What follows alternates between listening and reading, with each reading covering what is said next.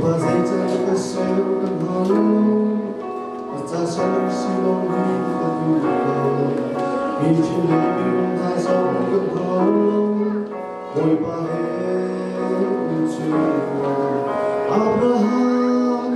Isaac lên cho cuộc hai bất thiên trừ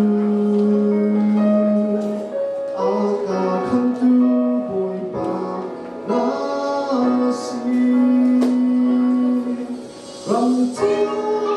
lễ hội cùng Hà Lan nào trong kênh từ chú bối bao nặng lòng xin vậy na bin mahal dewi na bin thiên chú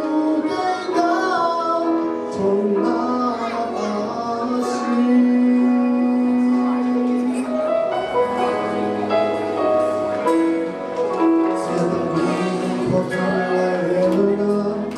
chỉ dây bước cái bước chân làm phiền lâu tao sang không ngay cái đông nam chú nam xin tao lòng anh cần đi tu lên na trong tu khoa dính lắm ngàn chữ cả không cứu thôi ta đã xin rầm rã lễ hội bóng trong kênh từ chú bối bao nặng lòng xin vài bước là hai đeo ý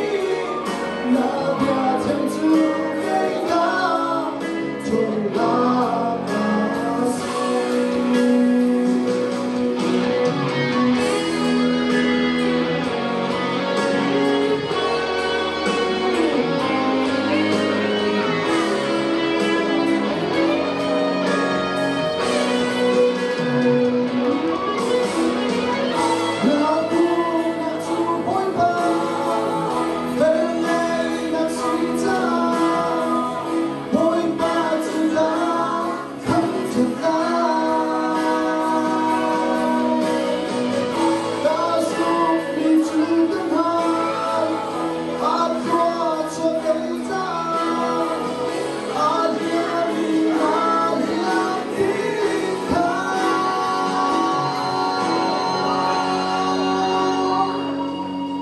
rầm rã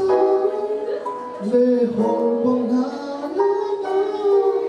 trong kênh từ chú bối bao nặng lòng xin